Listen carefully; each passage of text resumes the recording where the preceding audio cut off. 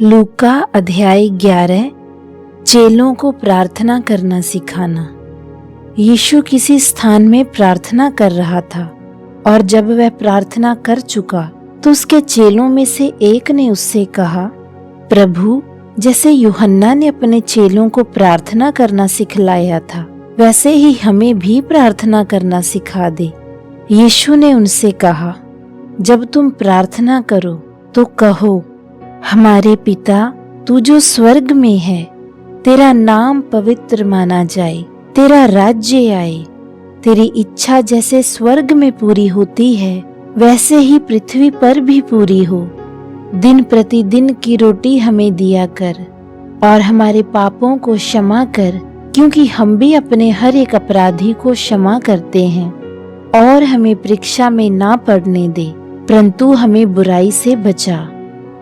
प्रार्थना के संबंध में यीशु की शिक्षा। और यीशु ने उनसे कहा, तुम में से कौन है कि उसका एक मित्र हो और वह आधी रात को उसके पास जाकर उससे कहे, हे मित्र, मुझे 3 रोटियां दे, क्योंकि मेरा एक मित्र अपनी यात्रा में मेरे पास आया है और उसके आगे रखने के लिए मेरे पास कुछ नहीं है।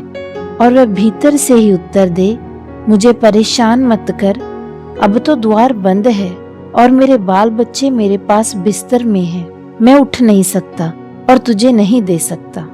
मैं तुमसे कहता हूँ, यदि उसका मित्र होने पर भी उसे उठकर ना दे तो भी उसके आग्रह करने के कारण वह उठेगा और जितनी आवश्यकता हो उतनी उठकर देगा। और मैं तुमसे कहता हूँ, मांगो और तुम्हें दिया जाएगा, ढूंढो और तुम पाओगे, खटखटाओ और तुम्हारे लिए खोला जाएगा। क्योंकि प्रत्येक जन जो मांगता है उसे मिलता है, और जो ढूंढता है वह पाता है, और जो खटखटाता है उसके लिए खोला जाएगा। यदि एक पुत्र अपने पिता से, तुम में से किसी से रोटी मांगे तो क्या वह उसे पत्थर देगा? या यदि मछली मांगे तो क्या वह मछली के बदले उसे सांप देगा? और या यदि अंडा मांगे तो क्या वे उसे बिच्छू देगा? यदि तुम बुरे होकर अपने बच्चों को अच्छी वस्तुएं देना जानते हो, तब तुम्हारा स्वर्गीय पिता अपने मांगने वालों को पवित्र आत्मा क्यों न देगा। यीशु और बालजबूल। और यीशु एक दुष्ट आत्मा को निकाल रहा था और वह गूंगी थी। और ऐसा हुआ, जब दुष्ट आत्मा निकल गई तो गूंगा बोलने लगा और लोगों ने अचंभा किया। परंतु उनमें से कितनों ने कहा, ये तो बालजबूल नाम के दुष्ट आत्माओं के प्रधान की सहायता से दुष्ट आत्माओं को निकालता है। औरों ने यीशु की परीक्षा करने के लिए उससे आकाश का एक चिन्ह मांगा, परंतु यीशु ने उनके विचारों को जानकर उनसे कहा, जिस जिस राज्य में फूट होती है वह राज्य उजड़ जाता है, और जिस घर में फूट होती है वह नाश हो जाता है। यदि शैतान अपना ही विरोधी हो जाए तो उसका राज्य क्यों कर बना रहेगा? क्योंकि तुम मेरे विषय में तो कहते हो कि ये शैतान की सहायता से दुष्ट आत्मा निकालता है, और यदि मैं बालजबूल की सहायता से दुष्ट आत्माओं को निकालता हूँ तो तुम्हारी संतान किसकी सहायता से निकालते हैं? इसलिए वे ही तुम्हारा न्याय चुकाएंगे। परंतु यदि मैं परमेश्वर के सामर्थ्य से दुष्ट आत्माओं को निकालता हूँ तो परमेश्वर का राज्य तुम्हारे पास आ पहुंचा।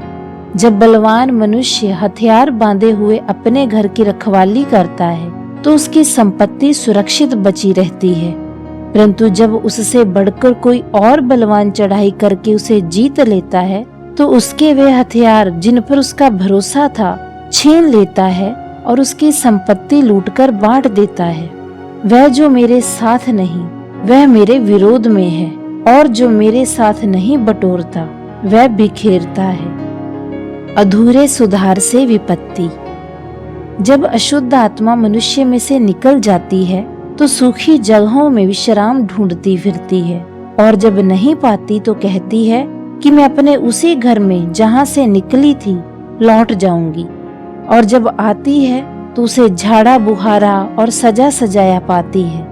तब वह आकर अपने से और बुरी 7 आत्माओं को अपने साथ ले आती है और वह उनमें बैठकर वास करती है। और उस मनुष्य की पिछली दशा पहले से भी बुरी हो जाती है। धन्य कौन है।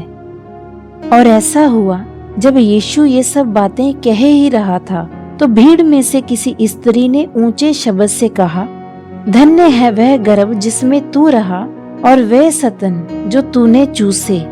यीशु ने कहा, धन्य वे हैं जो परमेश्वर का वचन सुनते और मानते हैं। स्वर्गीय चिन्ह की मांग। और जब लोगों की बड़ी भीड़ इकट्ठी हो गई थी तो यीशु कहने लगा, ये एक बुरी पीढ़ी है। वे चिन्ह ढूंढते हैं, पर योना के चिन्ह को छोड़ कोई और चिन्ह उन्हें नहीं दिया जाएगा, क्योंकि जैसा योना नीनवे के लोगों के लिए चिन्ह ठहरा, वैसे ही मनुष्य का पुत्र भी इस पीढ़ी के लिए ठहरेगा।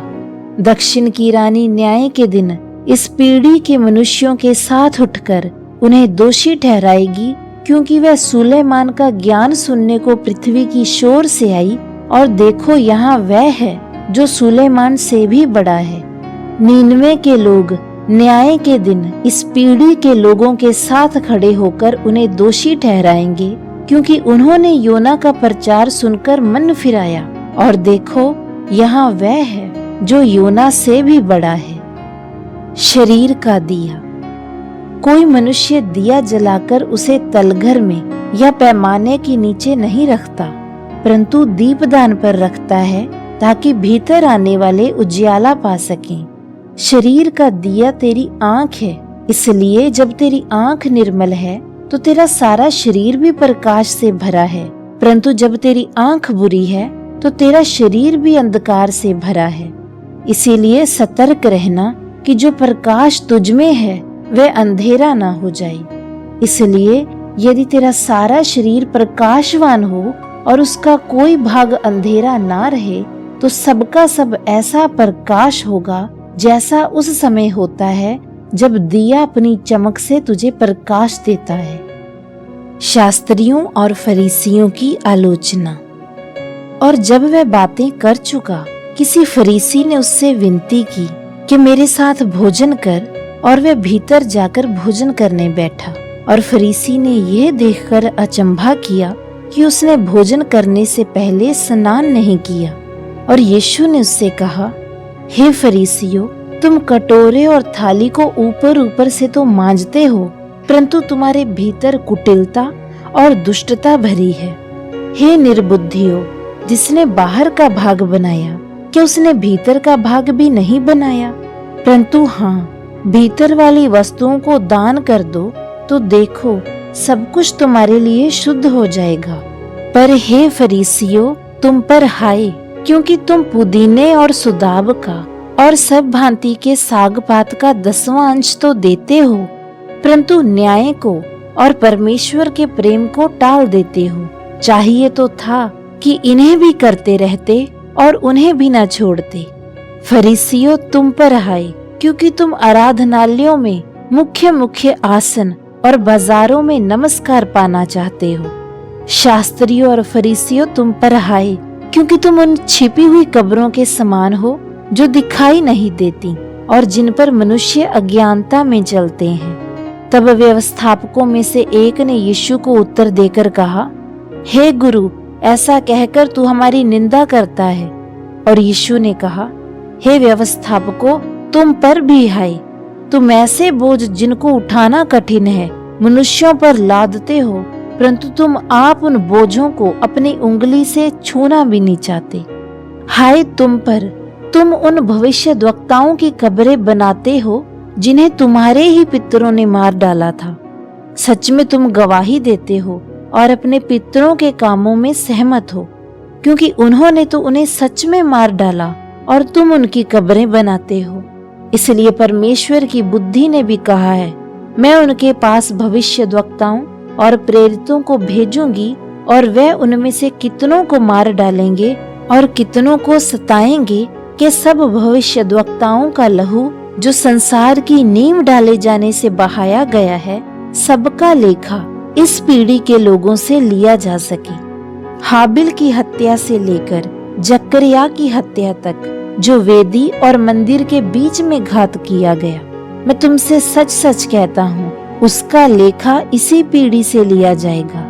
हाय तुम व्यवस्थापकों पर, क्योंकि तुमने ज्ञान की कुंजी तो ले ली, परंतु तुमने आप ही प्रवेश नहीं किया और प्रवेश करने वालों को भी तुमने रोक दिया। जब यीशु वहां से निकला तो शास्त्री और फरीसी जबरदस्ती उसके पीछे पड़ गए और उसे उत्तेजित करने लगे कि वह बहुत सी बातों की चर्चा करे और उसकी घात में लगे रहे और उसके मुंह की कोई बात पकड़ने की खोज में लगे रहे कि वे उस पर दोष लगा सके।